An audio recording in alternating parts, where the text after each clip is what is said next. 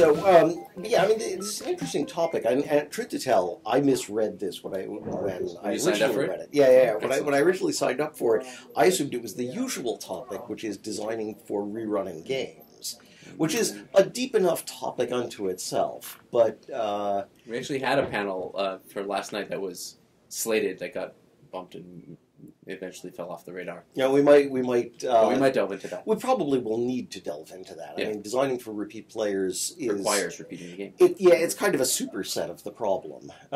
Repeat players has all the same problems as repeating a game, and then a whole bunch of new ones. That's very true. So, shall we read the description? Sure, just so that I don't know if everyone's read it, or if you just were so enticed by the title or the comfort of the room. So this panel is called Designing for Repeat Players, and the description goes like this. Have you ever played a LARP twice? Have you ever had players who played your game multiple times? What was your experience? Should we be shifting our culture toward designing games for replayability? Is that even possible? What are some of the issues involved with this? And are we doing anything right now that makes replaying a game harder?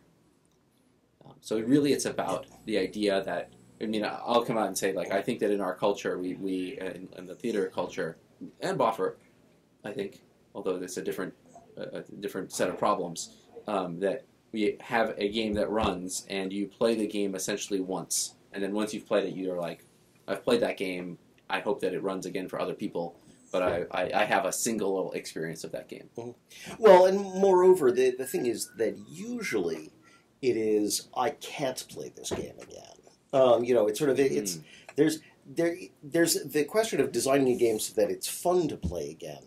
But in fact, in many cases, you just plain can't. And there are a lot of reasons for that. The number one being the big reveal.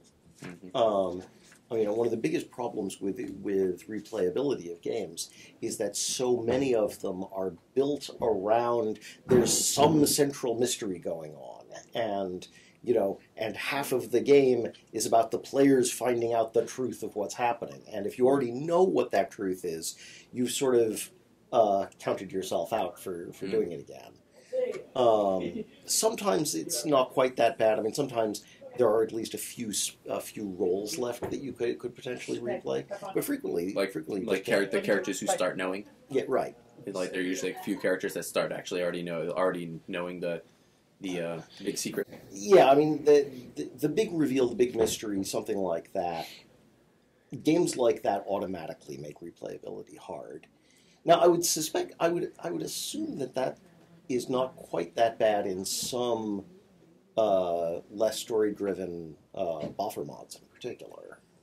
Well, I think you're looking at modules as opposed to games, right? I think that you could maybe start talking about, what is it, like what makes a mod repeatable for the same player. And I think that, the answer there to me is actually probably pretty applicable in this conversation, which is that it has to be more about the process than the product. Right? Like that if it is about the big secret and discovering the big secret, then yeah, you can really only do that once. But if it's about how you discover the big secret, or, if it's more about the process, if it's about this is an interesting or a fun, dungeon crawl to go through, then whether, the fact that that you're going to get 100 gold pieces at the end, doesn't really play into it. I liked the process of getting there, and getting the reward may have been fun the first time, but it's not the only thing that's driving me. Yeah, and I mean, and that process thing certainly applies to some theater games. I'm thinking here, my favorite game last year was the most improbable game at Intercon. It was Uwe Boll's Christmas Special, which was a completely insane piece of Nordic lunacy. It was, take a whole bunch of B-list actors. And I mean, this was one of those games where, you signed up and the GM said, great, who are you playing? I played David Tennant, who wasn't really quite that B-list, but, and it's essentially, we're doing a Christmas special. And, you had the GM and his assistant who were playing the director and his assistant, and we were more or less making up a Christmas special as we went along. eventually it involved drug deals gone bad, aliens, me and Judi Dench, turning into a pair of super fighters. A game like that is infinitely replayable because there's no there. It is entirely process. The game. Now, I mean, that's a fairly extreme case for by Intercon standards. Mm-hmm. That was possibly the least written game I have ever played here. Yeah, I mean, I think that does sound like a lot of process. It sounds like it's moving more towards sort of like improv, and I do think that the part of this conversation is I mean, first of all, I think I can pretty much say it outright that there are some games, non-LARP games, that are designed to be repeated. Mm-hmm. People play board games multiple times. They play card games multiple times, right? Well, I mean, on the board game side of things, replayability is one of the number one discussion things. I mean, I've gotten very deeply in the board game design community, and one of those things you talk about is this a game that people will play 10 or 15 times, or is it a game that they'll play twice and give up on? Yeah. In which case, they're not going to pay $40 for it. Right. And I think that some of it is just the expectation, right? Like we right now in the theater side of things, or have had for a while, I think some amount of expectation of novelty and discovery as part of our experience of game. Mm-hmm. And you really only can't get that the first time, or maybe it's just diminished later on. Maybe if you don't have a big reveal plot. If you don't have a big twist or something like that you can say, like, well, I played in this corner of the game with these 5 or 6 people mostly, and now I'm going to go play in that corner of the game with these other 5 or 6 people, and that is one way that you can begin to get replayability. But that is, of course, only limited because there's only so many corners of the game before you have it surrounded. Yeah. But that's certainly one way of thinking about it. And some amount of game design will go into decentralizing plot if you wanted to have it replayable. And I do think that generally we've been on that trajectory since, the last 15 years. Like when we think back to games written in the 90s, there was a much more of an emphasis on the overarching plot, the twists, that sort of thing. And now you see that less. Even though you still see it, you see it less, I think. Well, I'm not sure I actually agree. I mean, certainly we see lots of big games that still come up that have an enormous amount of big reveal. I mean, the other great game that I played last year was Resonance, which is very much one of those games that you don't tell people what's going on. Resonance. While I think you could possibly play Resonance multiple times, you would not get anything remotely resembling the same experience. Finding out what's going on is a significant part of that game. Right. And by contrast, there are some old classic games that had enormous replayability. I mean, again, drawing from last year, Babel, which was brought back. That's a game from almost 25 years ago where you are all playing cavemen. That's it. You're just playing cavemen in a very typical, Paleolithic day, and that game has essentially infinite replayability because it's really not about big reveals or anything like that. It's about, that's a different one where it's sort of about the process, but mostly it's about the immersion in the story. And the players, insofar as there is story, the players are creating the story. The GMs are, throwing events at you, but they're mostly along the lines of, look, an antelope is coming through. You are all now going to go try to hunt the antelope without it goring you. I don't know if things have really...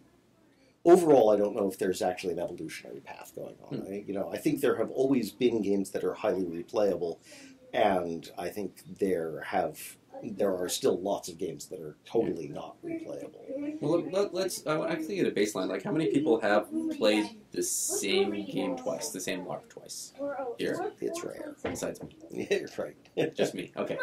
I'm just trying to get a sense of it because I think that when we look at LARP design, we're designing for ourselves, right now. We're basically just saying, here's our community. We're designing for this community, and we've done, I think, very well in continuing to build capacity to write games as a community. Certainly, we need a certain amount of games in order to sustain the community because we chew through games. It always has to be new games. And when I sort of think about it, I think there are a few areas where we sort of miss out. Like, when I think about board game design, for example, or board games, how they propagate, I have an experience with a board game, and then I decide, hey, I would like to play this game with this other set of friends, and so I bring it to them and I play it with them. I don't run it for them, necessarily. I don't bring someone else to run it for them. I get a chance to play it with them, and I can vouch for not just, hey, I like this type of game, but here is a specific game, I will play it with you and be a part of that. And that sort of like level of transfer of play, I think, is something that we don't have right now very much in LARP. Yeah, I mean, it's true.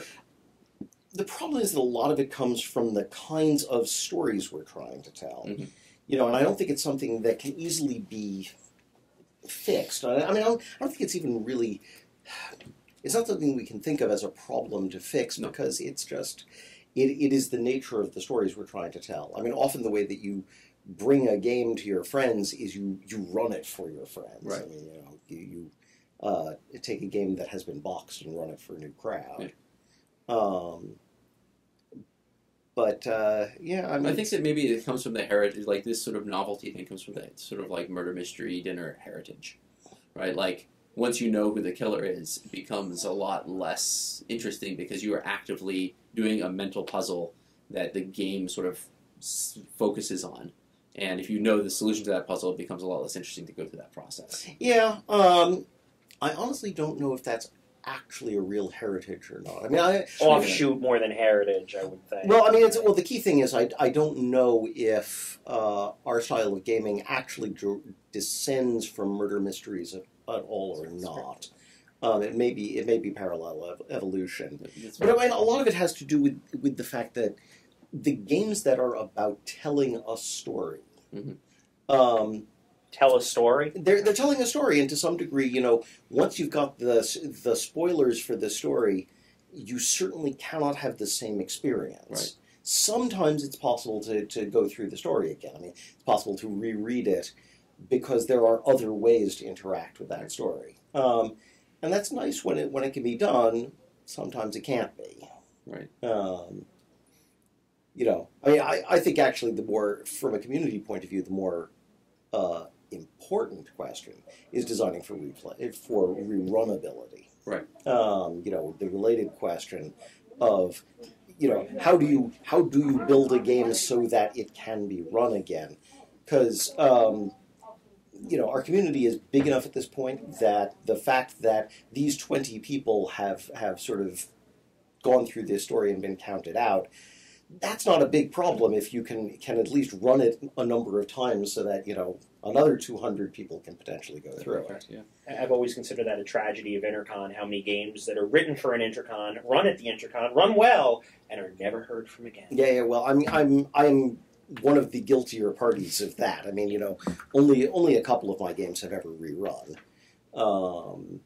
And a lot of that is because I've never put the effort into boxing them. That's fair. But also I think that, people who write games perhaps enjoy writing games, and therefore they want to run the game because they want to have the fullness of the experience, but then they don't feel like the part of the process that is really driving them is the writing. And then they have no motivation to box the game. Well, just make it available. Well, yeah, and that's one of the things that we are slowly learning is how to make games available. I mean, it's taken a long time for the meme to start getting out of, different people enjoy writing games from enjoy running games, and there are a lot of people who like running games who are not so into the writing thing. The game of mine that has been rerun the most times was The Future of Oz because, I had it mostly boxed-ish, and then Andrew Zorowitz came up to me and said, "I want to run this game, give it to me," and it's sort of, he did that a lot, it turns out. It's sort of, okay, sure. And I gather it ran well. I don't actually know very much about the rerun. Yeah. It had a bit of a problem that actually came up earlier. Little too much talking. Everyone needed to talk to the same person. Problem. Right. That is. I'm sure you know exactly who I'm talking about. Yeah, you're right. Well, and she still rips her hair out whenever the game comes up because, oh my god, I didn't have 3 seconds to myself the whole game. Yeah. It is hard being queen. Well, actually, there are two figures who have that problem in Oz, but Glinda, anyway. in this case. Glinda Yeah. actually wasn't the case in the original run. She did not have 2 seconds to herself in the RPI run. Interesting. It's usually Ozma and Dorothy who have that problem. Okay. They were pretty chill, if I remember correctly. But anyway, the key problem there, though, is that if you're into the writing thing like I am, often the process of boxing a game is sort of this mechanical annoyance at the end. Mm-hmm. And it's easy to just never get around to it because there's nothing inherently fun about it. It's sort of it's very useful for other people. But there's no self-interest there. Right? Yeah. But I mean, from a community point of view, I actually think that's the more important thing. I actually agree with you. Boxing in games. I agree with you, but I also think that if you... So I want to bring up a game that I'm sure that some of you have played and many of you have heard of called Triple Blind, right?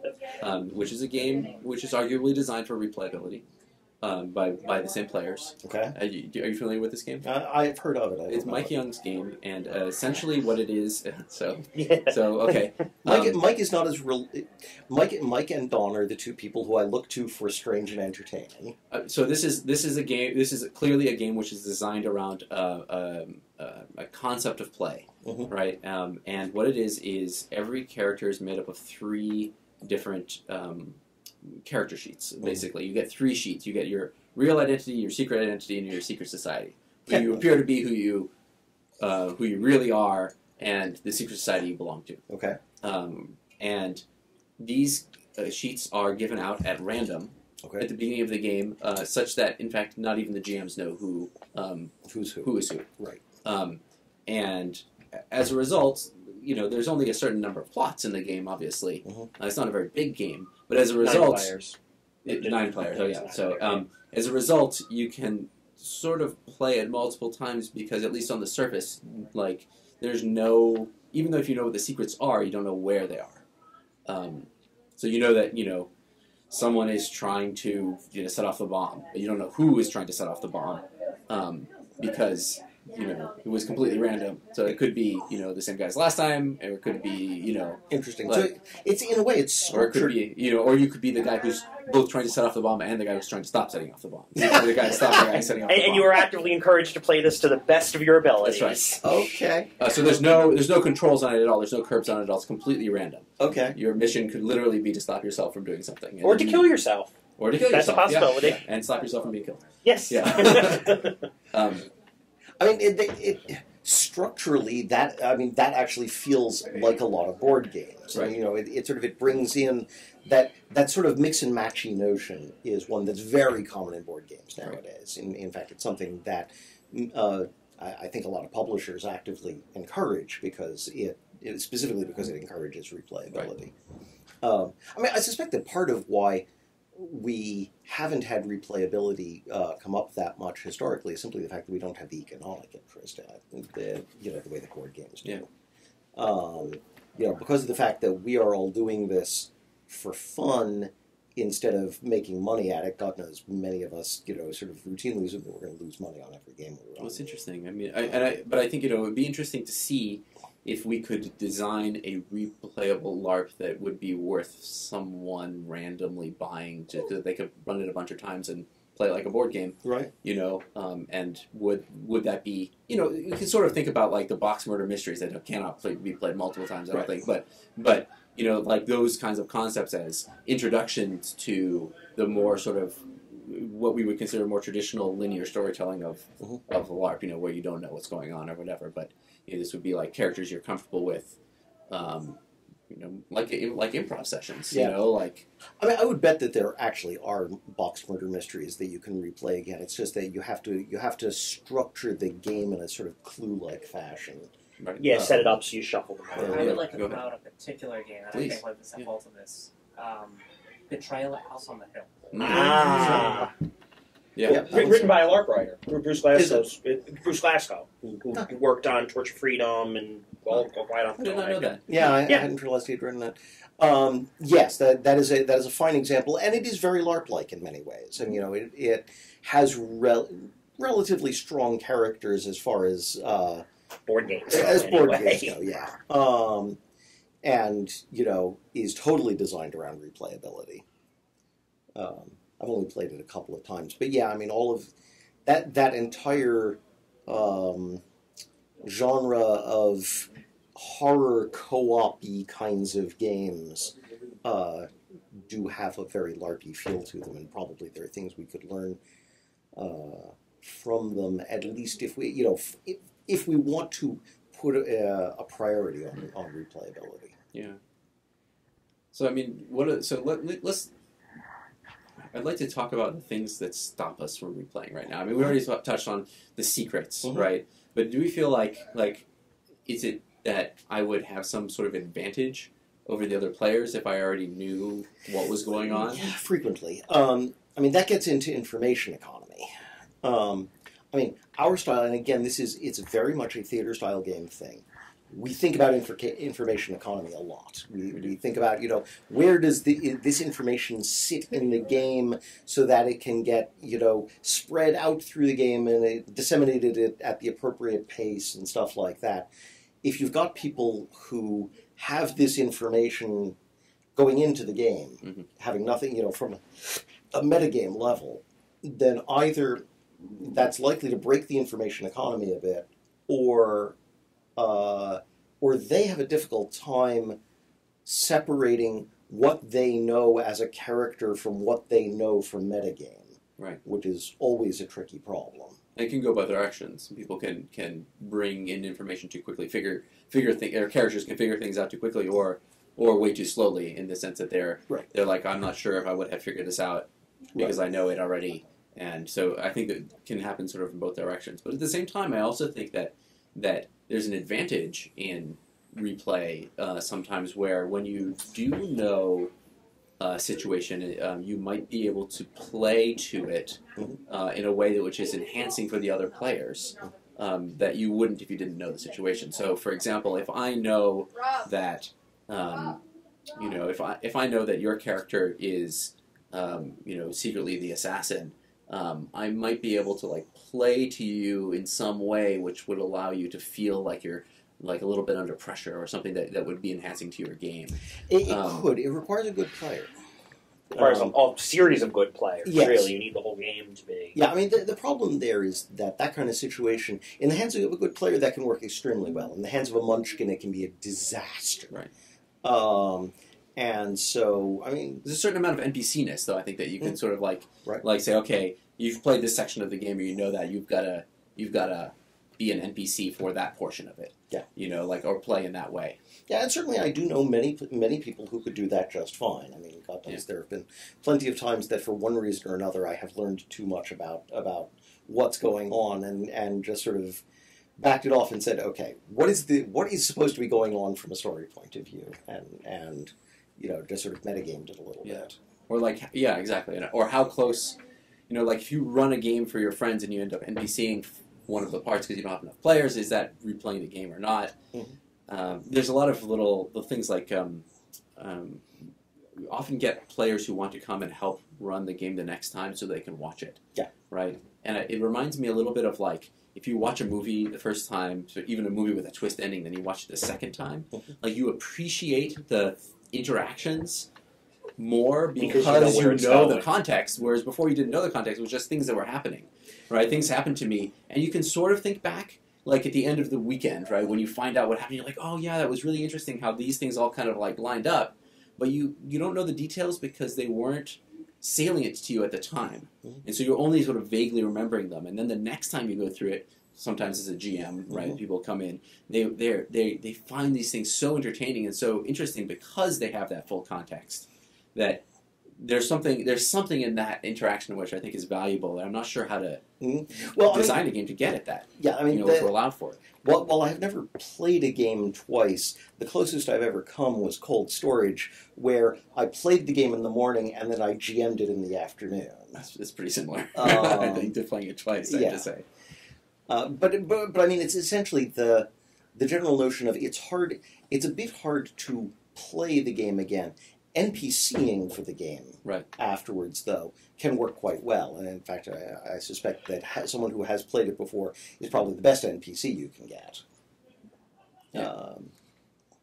Yeah, because they have a, like in math they talk about number sense, which is like, when I do a math problem, I get a sense of like what range my answer should be in, and that'll tell me whether I'm off or not. Having played in a game, I think you sort of get a game sense, like what kind of game is this? What kind of experience am I aiming for as an NPC? Yeah. Where that's hard to do when you're just sort of coming in cold, and as a player, sometimes you don't really know. Right. Well, and in fact, the person who, there were ways in which, having played the game in the morning, there were dynamics that I understood better than Charlie, who had written the game, because I had been in the middle of it so recently. But also, I think when games, having run many, I've played in games multiple times, but I've also run games multiple times, and you see how differently the games actually go. And sometimes I think we end up with a little bit of fixatedness on what happened in the game that we played in, and we think, well, next time it will go just like that, because how could it possibly go any different? It all came together organically, and, like, if you look at the writing, it's all there, laid out for you, like, oh, clearly this is the decision that this character must make. And the number of times I've had people come up to me and be like, wow, this character feels really railroaded, like, this is clearly the only decision they would make. And I have to nod and say, yes, that's true, I understand that, we can look at it. But I know that this is the fourth run, and the first 3 times things completely different, different decisions were made, that how much of the game sort of centers on the scenario that is set up, and how much it is that of what the players bring. And maybe that's when I talk about product versus process, but like, how much is it really player driven? And when you're writing, if you write, for example, a lot of counterpoints into characters, where they can really honestly say, am I going to set off the bomb, or I'm going to stop myself from setting off the bomb? And that's an honest choice. Then you don't know whether the bomb's going to go off in the game, because it's an honest player-driven decision. And the game could be about the aftermath of a bomb, or it could be about, whatever, the non-aftermath of a bomb, or the decision to redeem oneself, or whatever it is. So I think that there's something in that like where the fun is sourced from, and I just see such differences from run to run that I wonder if we aren't sort of if we're not sort of setting up a system not only for the protection of the game, but also the protection of the player's individual sort of righteous experience, right? Like, this is what happens in this game, and I own this because that was the experience that I had. And when I see that things could go differently, does it undermine my initial experience? Yeah, I mean, I suspect at a certain gut level it probably does, though I would probably argue that a game that runs the same way every time is a badly written game. Right. Because that implies that the game is railroading the players far too much. I mean, there's also the fact that running exactly the same game multiple times can be problematic. But I suspect there are a lot of ways that if replayability was a goal, you could build a game for being mixable, such that your information from the previous run does not necessarily help you that much in the new run, without getting quite so extreme as triple blind. Right. I mean, I know that there was an issue in one game that I'd heard about where there was a big twist, and that was leaked. There was a character that was I don't know exactly what the twist was, but there was a character that was basically revealed, and everyone knew that this was the character that was, the bad guy or whatever it was, right? And the GMs just changed his name and ran the game, and it was completely, almost like it was completely obscured. Like, without that tag, without that label, people just weren't able to. They were engaged enough in the game that they weren't bringing in this information. They weren't thinking about it, and they weren't triggered to think about it, or activated to think about it. For all that, people worry an enormous amount about war stories, right? And the fact that, oh my God, war stories will give away all the secrets, and everyone will know what's going on, and we'll never be able to run the game again. I generally have not observed that to be the case. Right. While Tabula Rasa has never run again, that is not because I'm actually terribly worried about the war stories, because the game is so big and complicated, nobody can keep track of what the hell happened. Mostly I can't run it again for the previously stated reason that we didn't box it at the time, and at this point, I don't believe the game exists anymore. Right. Certainly is a problem. It was the product of three authors, none of whom ever actually put all the files in one place at one time. That's a very common thing of games of that era that makes me weep looking back over old documentation. Pre-serious internet. Right. Yeah. Well, okay. Well, I mean, seriously, like it was. Yeah, okay. Theoretically could have. At that point, the internet existed kind of a little. I guess I was. It was 98. No. Tabula Rasa 2, right? Tabula Rasa 1 was 96. So I mean, the internet was 98. Right? Yeah, it was around, but you weren't generally working over the internet. Yeah, I think it was actually 95 and 97, but something like that. Certainly 99 was when I designed Tabula Rasa 3, which someday I'll write.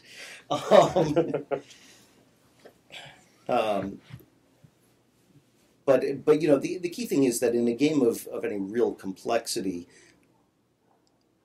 I don't worry too much about people leaking the information, because most people will not actually will not have heard about and be able to remember and be able to process in context the war stories that they've heard. I do worry a little bit about replayability. It's still the case that most games, even a fairly complicated one, you really have to be very careful about, can someone who has played this game before play this game again and get a good experience out of it. The way that I dealt with that was Tabula Rasa 2, which was designed completely for replayability. I was very explicit that if you played Tabula Rasa 1, go for it. Play TR2. The more you knew about TR1, the more trouble you're going to be in TR2, because everything you know is wrong.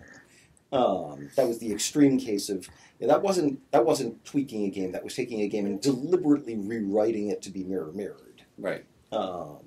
Which is kind of the extreme case, but it was in many ways it was very much the same story. Well, so talking about sort of mixy matchy, right? Like we have the extreme example, right? The triple blind where no one knows anything, and then we have this sort of what happens if I change a name kind of thing, and then we're sort of in the middle ground. You're like, I'm going to take it and redesign this game so that but the idea that a game is a static thing, that it only has this in it. It could be that you only play a subset of the entire game, and that the actual game moves around a game space. You say, we have 30 characters, we're going to play 20 of them at any given time. That will move the game around not to give away too many spoilers. I have played a game in recent times where that did have this concept of the game is essentially drawn from a pool of characters that is twice that size. Right. And which characters show up in any given run is more or less randomized. Right.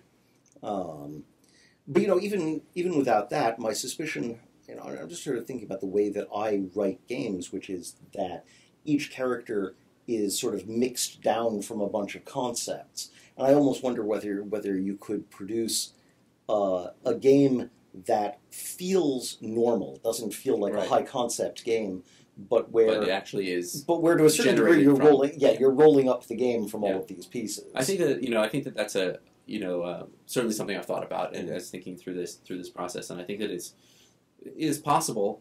The question is, is it worth the effort, right? Because it depends how many times you want to run the game, and all that sort of thing. Well, and do you get a good game out of that?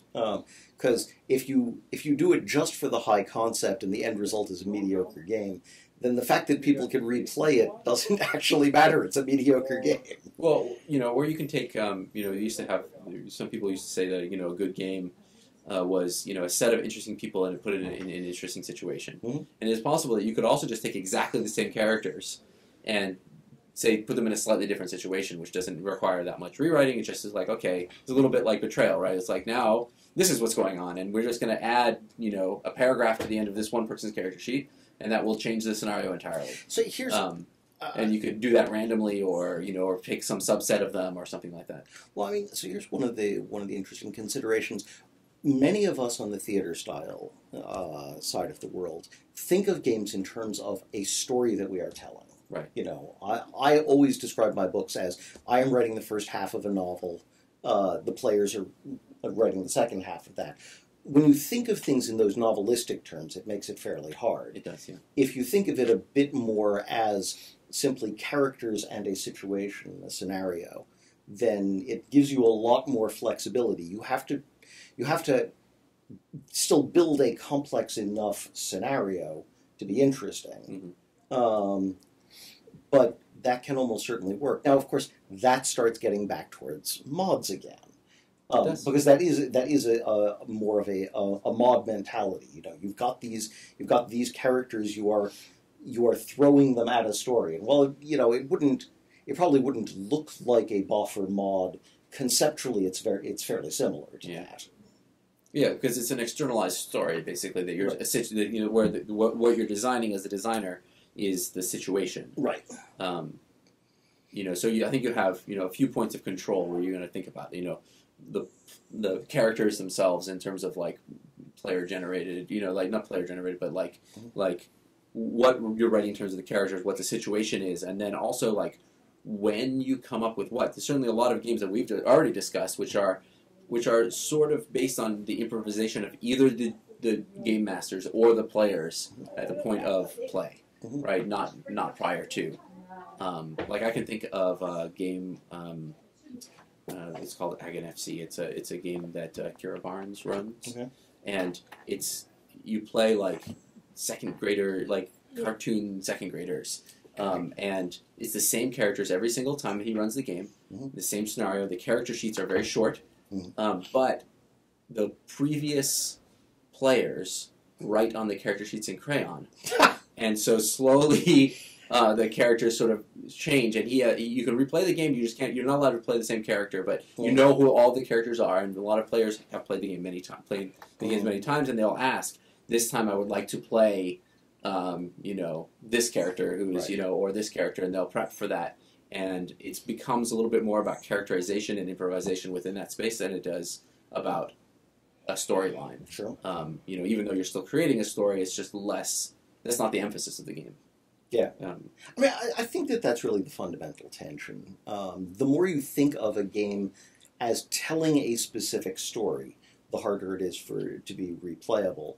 When you start to get away from that, replayability becomes much more straightforward as a concept. You know, it just you don't have most of the fundamental problems. Right. Is this worth pursuing? I think it's certainly worth experimenting with. You know, people have been experimenting with these sorts of ideas forever. I think it's still worth experimenting with. I don't think anyone's ever pursued replayability specifically as a goal, at least not for anything I remember in theater style. But it's probably worth trying. Yeah, I mean, I do see it happening a little bit more frequently. I hear people talk about the possibility of playing in a game again. I know a lot of people don't like the idea because I think that it does sort of go against the sort of core experience that we typically are going after. Well, I mean, again, looking at this from a story perspective, if what you want out of playing a game is that story style of I am playing a character who is going to get a distinct character arc. Right. There's a certain element of I've been there, I've done that, I've already done this story to some degree. Granted, I've only done this story from one direction. Right. But there is that sense of I have done the story. That is one particular type of player. I suspect there are plenty of players who would not feel constrained that way. Yeah, I mean, this sort of brings me back to this idea that maybe. There's a certain amount of wanting it to feel like legitimately that character's story, and that might be eroded by watching the other possibilities sort of play out, or seeing how someone else might bring life to a character that you previously brought life to. Yeah, it's always dangerous, yes. And feeling like there's a right way of doing it. I know that one of the dangers in having GMs come on who have recently played or who come onto a team because they enjoyed playing, that they hold on to pieces of the game very closely. Like they think this is where the game should go, and it's hard for them sometimes to allow for it to go in a different direction because they think these two characters should get together romantically. You know, that's what I loved about the game, and I want to see that happen. And when that doesn't happen, it can be difficult for them. And I think that would be similarly difficult as a player, as a GM. Although perhaps you would be able to mess things up less as a player. Yeah. But that's a tricky thing. So you think that it's worth pursuing? Absolutely. I'm actually working on a game specifically designed for replayability right now. It's a White House Situation Room Cold War simulation. Mm. And I'm specifically writing it so, you know, in the first run we can do the Cuban Missile Crisis. In the second run we can do, you know, Israel and Egypt. In the third run we could do, you know, the Kargil War between India and Pakistan. Interesting. My worry is that this game won't largely be accepted because as it stands right now, it is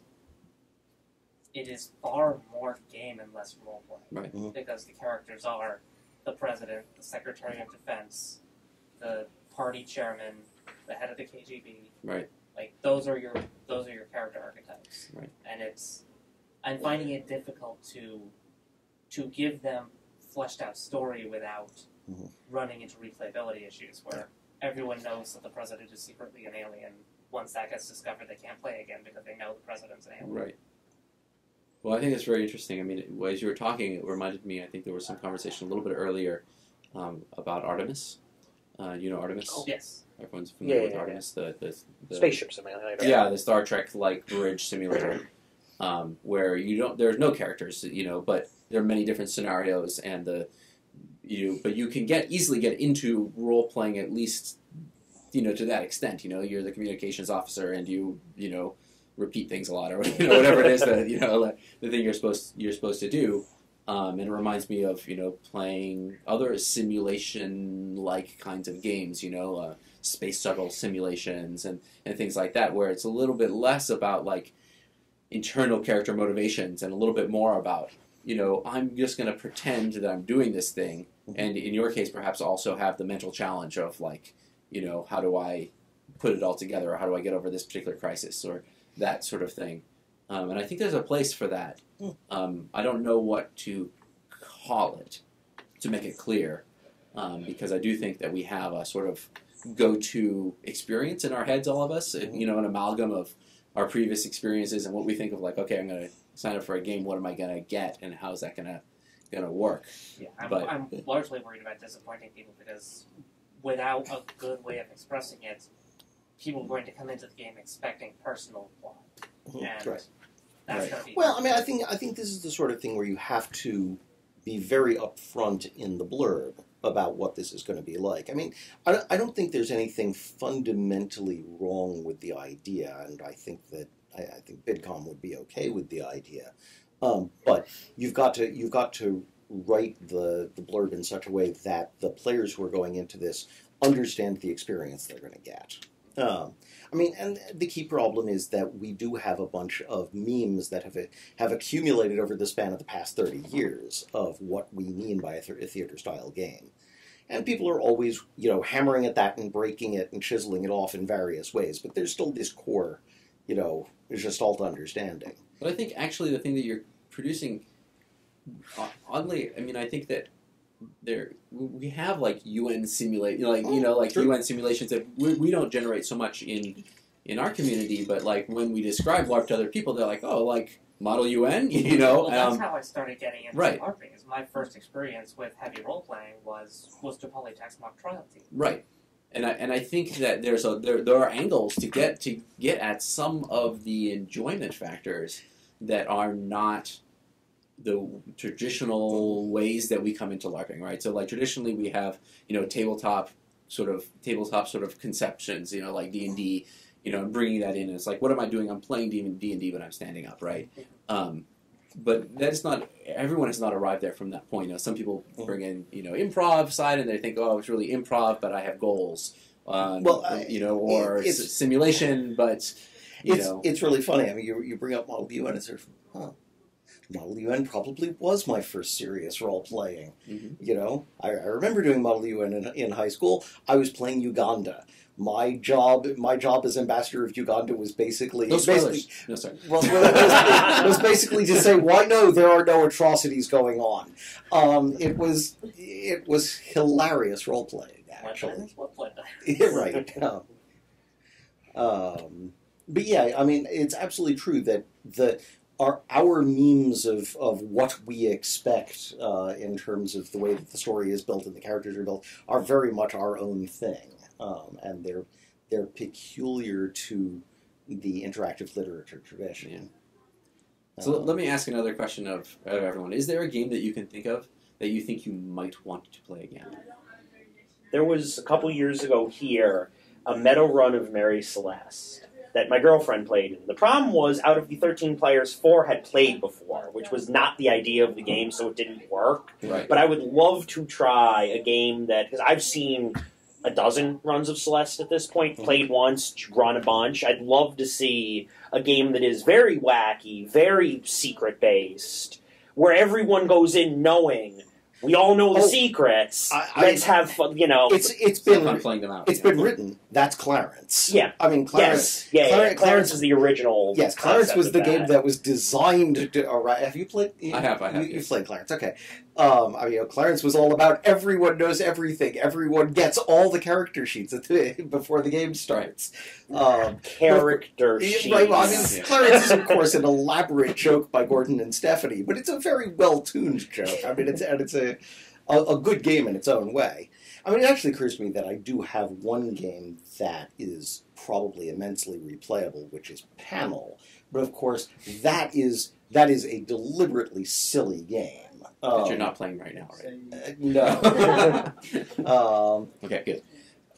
We don't have many of the pathologies in the game, here. So you were mentioning the meta run of Mary Celeste. That I think the idea was that everyone would have played the game before, previously, right, and not necessarily all together, right. but would kind of work with each other to have fun, emergent stories when they already know all the secrets. Right. And it was definitely an idea, like it was a game about the journey, not the destination. Right.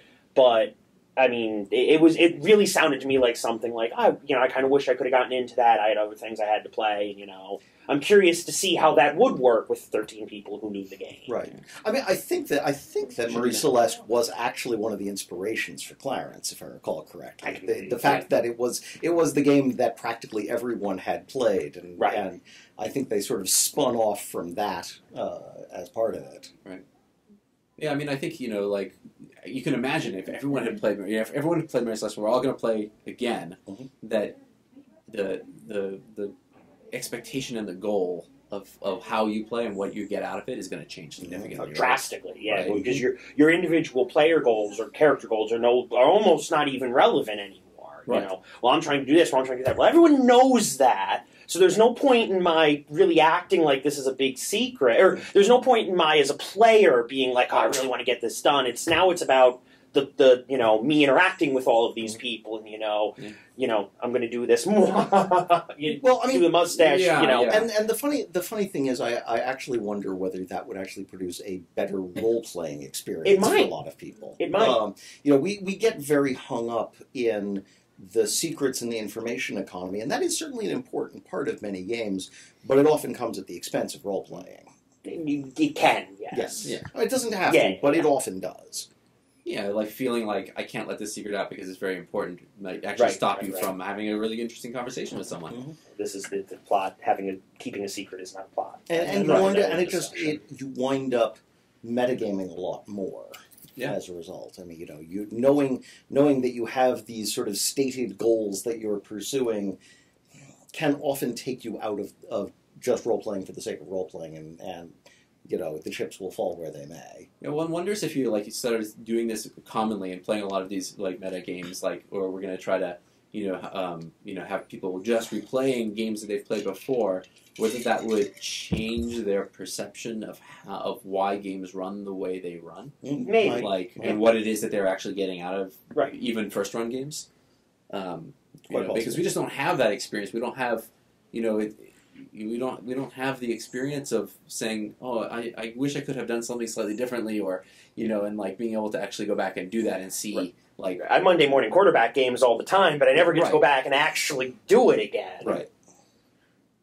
Although, I mean, I would say to some extent, like you can never cross the same river twice. You can never play the same game twice because games are all about emergent play. Mm-hmm. So you'll never. I've seen a dozen runs of Mary Celeste. I've never seen the same run twice. Right. I can point to common elements. I can say, oh, this will probably happen. This will probably happen. But there's always something that's a little different, or a different combination from what I've seen. Or so even replaying, I can't imagine you get very different gameplay experiences. Like obviously, almost polar opposite experiences. But I don't know if you get to replay the same game as it were. It would be very difficult to do so. Yeah. We'd almost have to have everyone agree, okay, we'll play exactly the same up till this point. And now you're just playing a video game where you've convinced everyone else to NPC for your life. But you'd also need the same cast, wouldn't you? Because if Probably, they all came from yes. a different one and they all tried to play it exactly the same way, you'd end up with this really interesting hodgepodge. Yeah.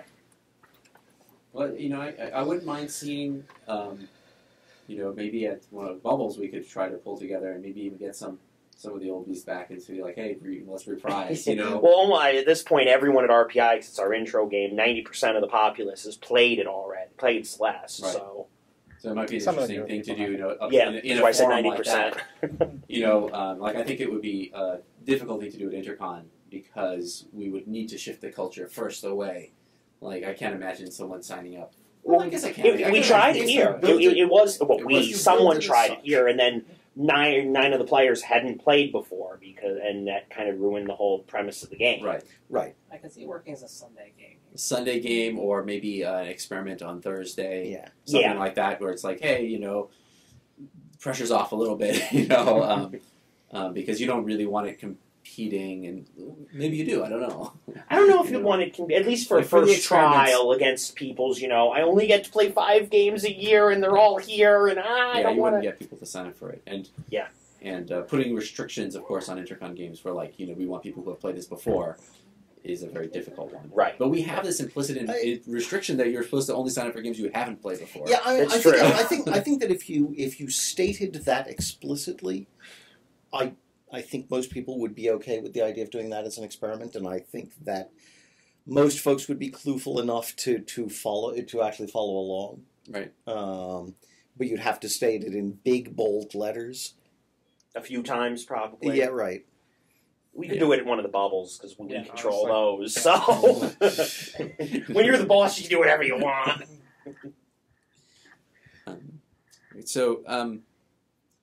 Are we doing anything right now in our game design, other things we've talked about, to actively make it harder for us to do that? I think we've mostly talked about it. It's mostly the information economy. It's the way we think about information economy. Is often designed in a way that is just straight up antithetical to replay. The way that we try to control the way that information gets out into the game is means that replaying is this big X factor that we generally don't take into account. Well, let's expand it out beyond theater. Mm-hmm. We have a few buffer people, maybe. Not as many as previous. Can you imagine rerunning a buffer game, the same buffer game that you ran previously, at all? Well, all of the buffer games that I've run or played have been campaigns. So. But I have examples of some campaigns that have rerun. So, imagining just taking my game and rerunning it from the beginning. Yeah, even with a new set of players. That would be very weird. It would be very weird. Yes. Yeah, I have one example of at least one example of a campaign rerun. Okay. Whole campaign rerun, which was the Dark Summonings campaign that ran down south that again ran up here. Of course, turned out very differently because it's the nature of games. Right. Well, and that's even more so with a campaign. I mean, the thing with a campaign is that usually you're building the campaign on the fly. I mean, it's not that you write an entire campaign in all of its details from the beginning. It's that, you have the broad strokes idea, you run one game, you find out what happened, and and that informs the games after that. So I think it's hard to talk about running a campaign again. You can start from the same starting point again, right? But the odds are very good that you're going to wind up going somewhere different. I mean, but to counterpoint that, right? Like putting the repeat players aside for a minute, in tabletop, people write campaigns that are long campaigns that get published and run multiple times. That is true, although the expectations of traditional tabletop are that there's a lot less player agency than we demand in almost all forms of LARP. Right.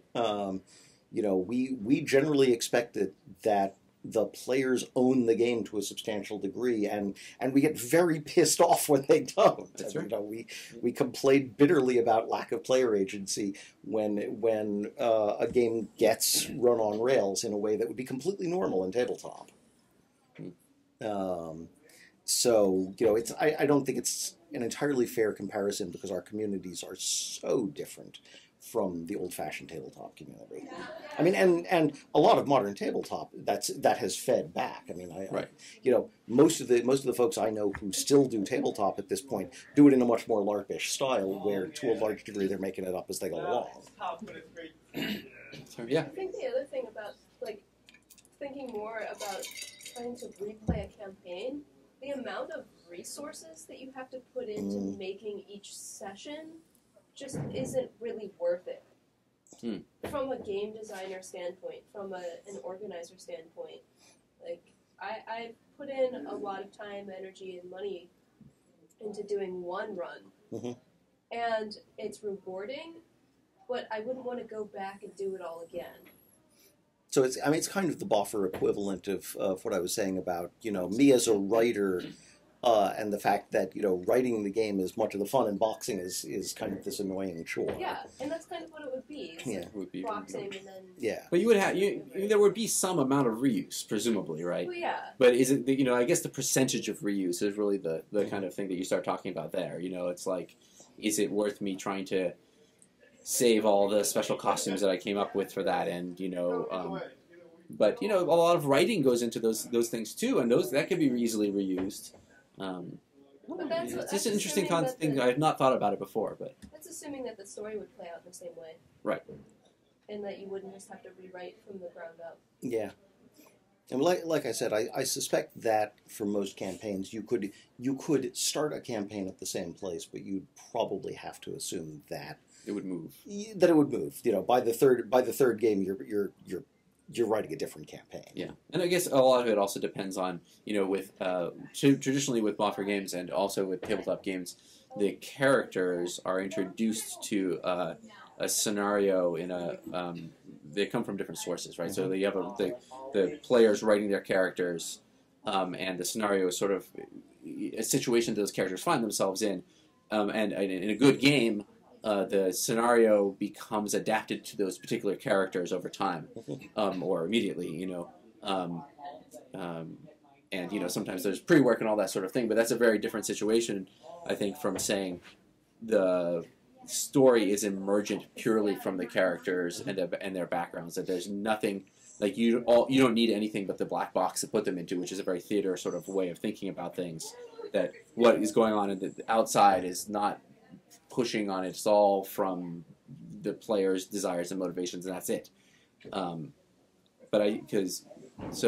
a little bit of like what you were talking about, like putting a set of roles into a different scenario can be a very different game. Yes. But so can, if you rerun a campaign, having the same scenario and having a completely new set of players. Well, the question is, do you have a scenario that is modular enough to cope with very different characters? I mean, I suspect that works fairly well. The buffer world has built itself around that. On the theater side, that tends not to work because we expect games to be written more than that, with the result that you get, the shake and bake games like the Drink Deeper series, where, Drink Deep has been has been rerun many times, but it's got different characters each time. So essentially the authors had to go and essentially write a whole new game each time. Right.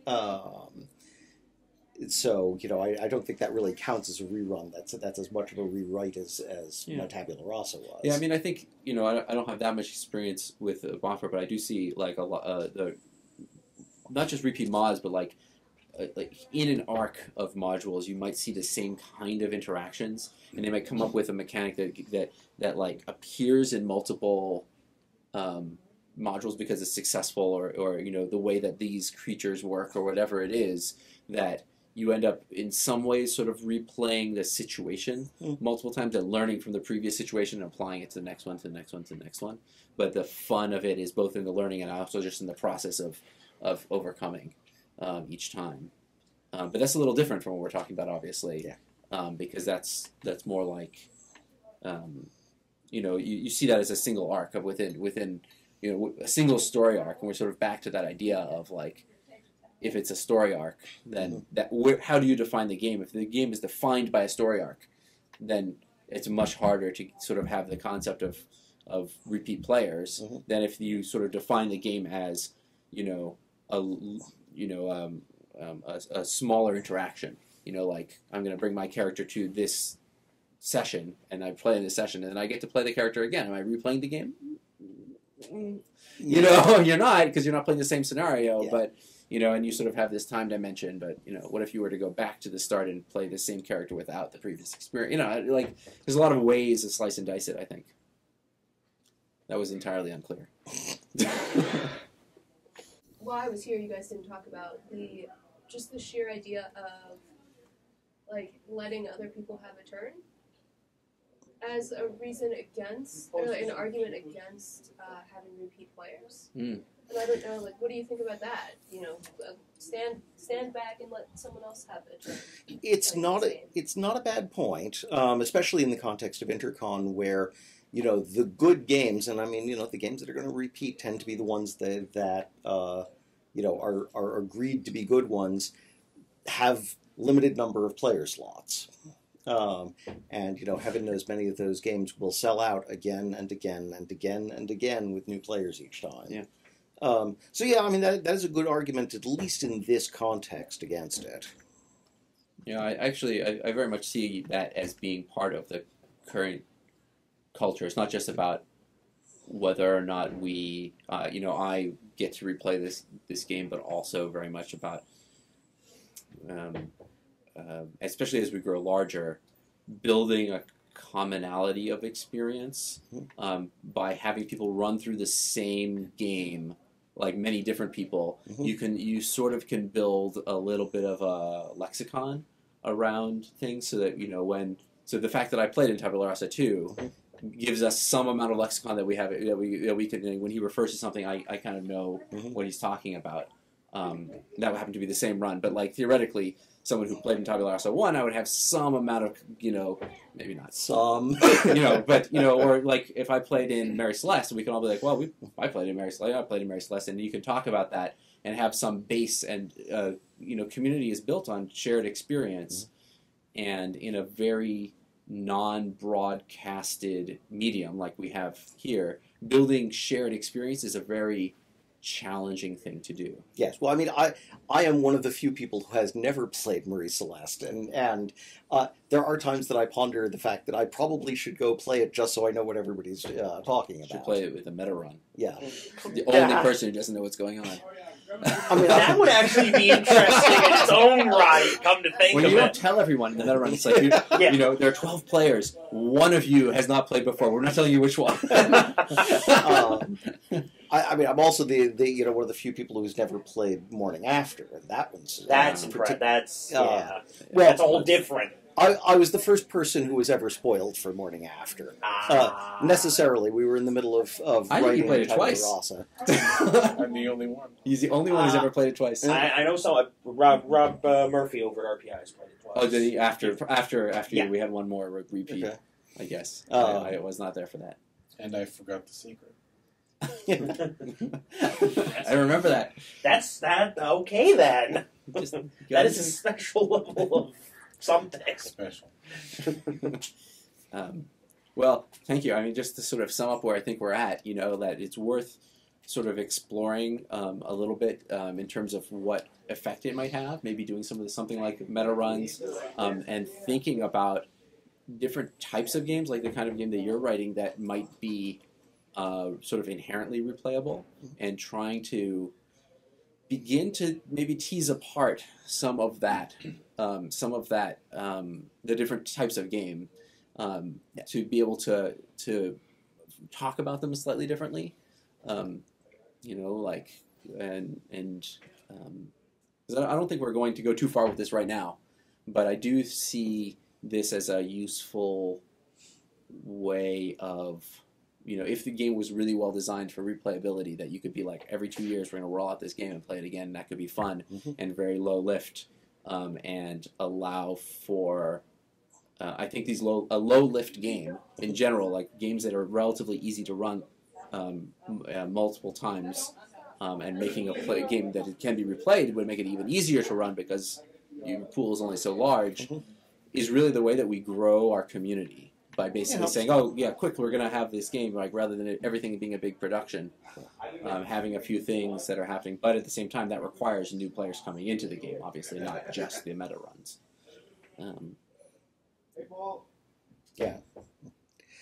Just suddenly occurring to me, the other game that I was involved in the writing of that has infinite replayability is, of course, Collision Imminent. And of course. And horde games in general are usually highly replayable. Why do you think that is? Because they are not about information economy, broadly speaking. I mean, Collision Imminent, there's an information economy. There are player characters. There's some information economy around them. For about 10 minutes. Yeah, it's mostly not what the game is about. The game is mostly about the chaos of the horde and dealing with that. And there is no reason not to play Collision Imminent as many times as you want. Right. And God knows it's been run more times. Have you ever had repeat players? I have no idea. I mean, at this point, we've probably had 400 or 500 people who've played the game. I don't know if there have been people who've played it multiple times. I think a good case could be made for the morning after not really being about information economy, but more about being a stage for fun moments, which is certainly a horde game like Collision Imminent is fundamentally based on. Yes. Collision Imminent is little other than that. Which I think is one of the reasons why TMA has such a great replayability factor, or at least a rerunability factor. Yeah, I mean, I think that it sort of comes back to where we were talking about before about, how much it is about telling a specific story versus more kind of sandboxy role play situations. Yeah. And the more sandbox it is, then the less. Right. You feel like I've been down this track before. Right. I mean, while I've never replayed it, some of the shake and bake games like Shakespeare's Lost Play, I would probably have no problem with replaying. Because while there are some secrets, the game is about the role playing. It is a platform for role playing, and yes, there's some stuff going on. Well, guys, thank you so much. I encourage you to, play a game again and see what happens. If someone lets you, if the GM's okay with it, see what happens, see what your experience is. Come back and tell me about it. Well, if you're playing in a game that's about being meta, does it matter if you're GMing and playing? Assuming you can handle the processing power, which that's a non-trivial problem. Because it no longer, okay, I know all the secrets. But it's everybody else. Mm-hmm. I don't. The other way of thinking about it is that everyone is NPCing. And sometimes, NPCing can be fun. Yeah. NPCing, I have often found that NPCing is where I get the best role playing.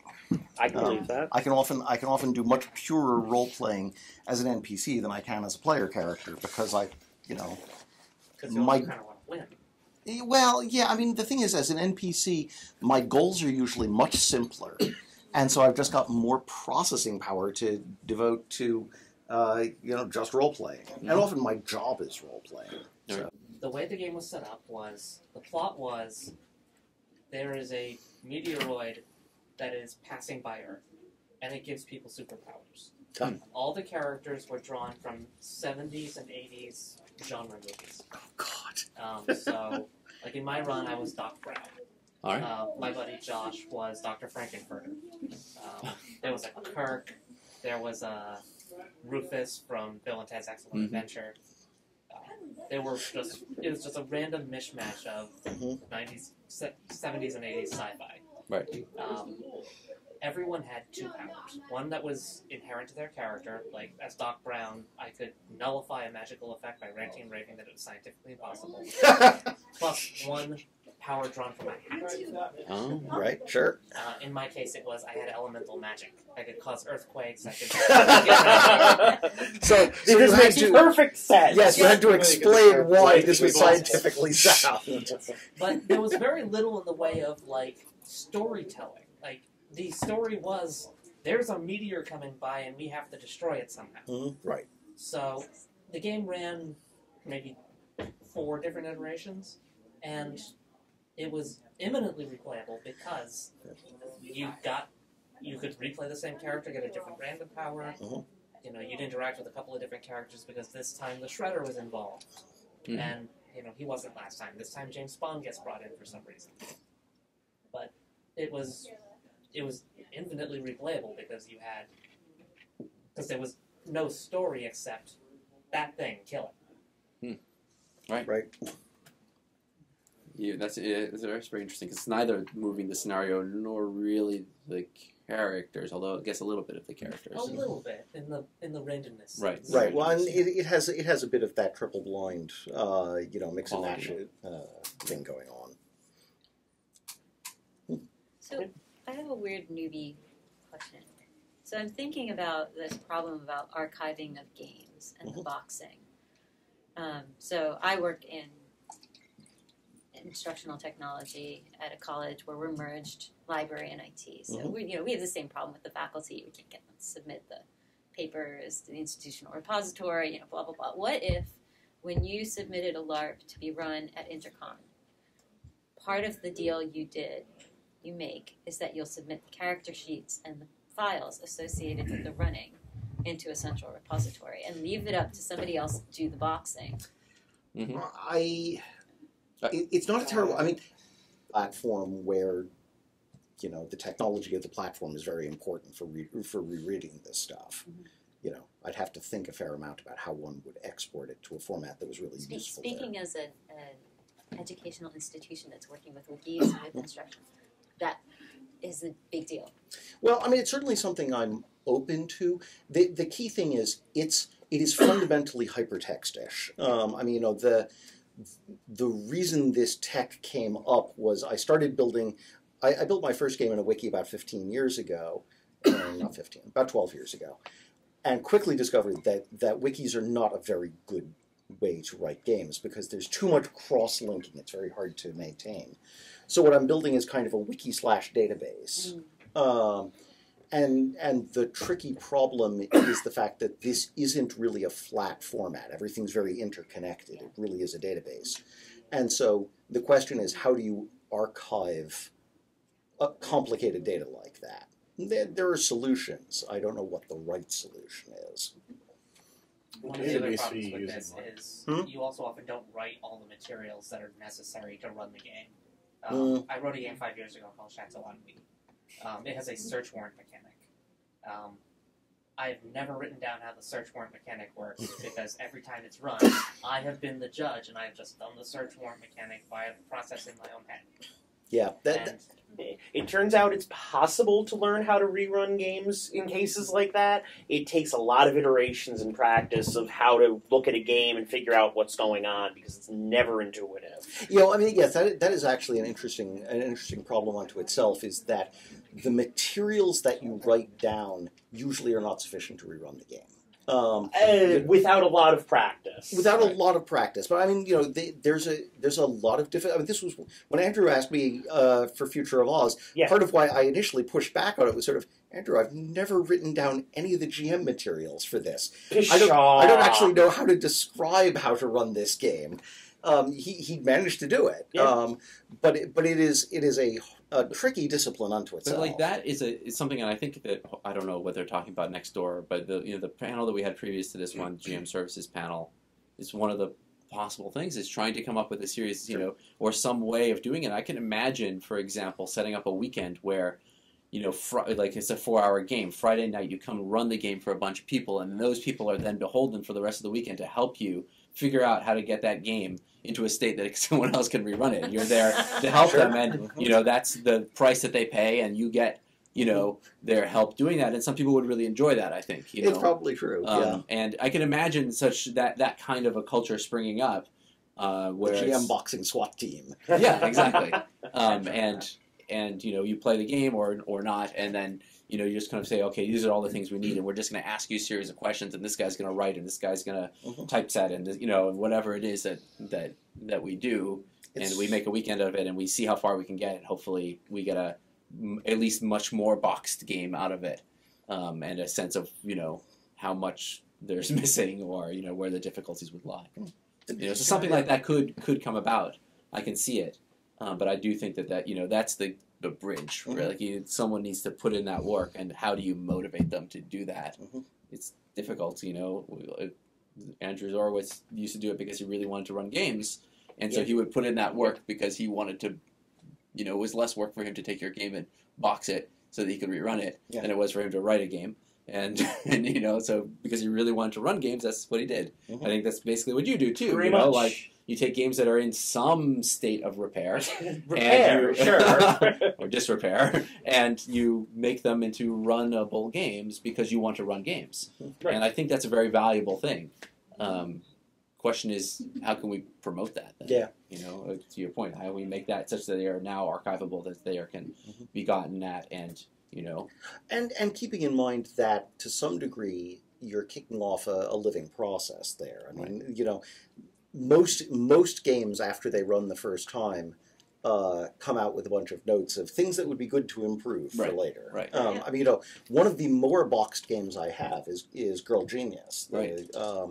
Which, I deliberately, after the game, I took extensive notes on what needed to be fixed. I never fixed any of it. But the game does exist in wiki form with the description of all of the things that really should be changed for next time. Yeah. But I think that power of players' energy about a game they've just experienced could really be harnessed if you got on top of it quickly and be like, hey, help me with this. I think it could work. You just played this game. I know that there's something wrong with it. Like, let's brainstorm the solutions and sort of collectively fix and make another pass. It's an interesting idea. If Respectful Calm goes well, I might try that out because since I will have it in a collaborative online database anyway. It might be an interesting test bed for that. We'll see. I mean, obviously we can't do it every game because you play 6 games in an Intercon. You're not going to, write every single, do that for every single one. But some, it would only take 10% or 5% of games or whatever it is to be able to start building a really good. Yeah, interesting.